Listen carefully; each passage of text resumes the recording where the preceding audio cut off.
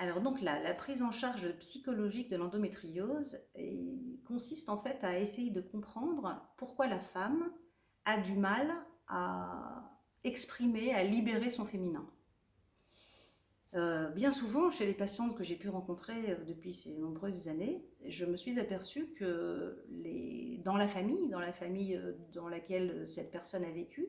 soit il y a eu un problème d'affirmation du féminin, de par même quelquefois la mère de la patiente,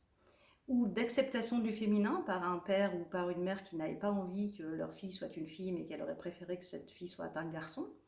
Ce qui permet à cette fille, en fait, enfin, en fait, ce qui ne permet pas, en fait, à cette femme de libérer son féminin et d'être fière, quelque part, d'exprimer son féminin. Bien souvent, ce sont des jeunes filles qui ont eu des douleurs de règles, qui n'ont pas aimé avoir leurs règles, qui ont hâte que leurs règles s'arrêtent, qui se comportaient, on va dire, comme si elles auraient préféré ne pas avoir de règles, en fait.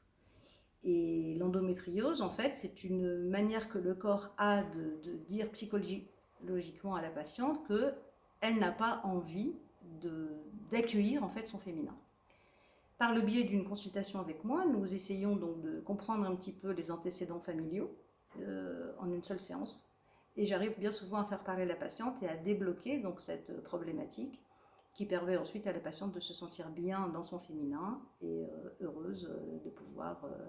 l'exprimer librement.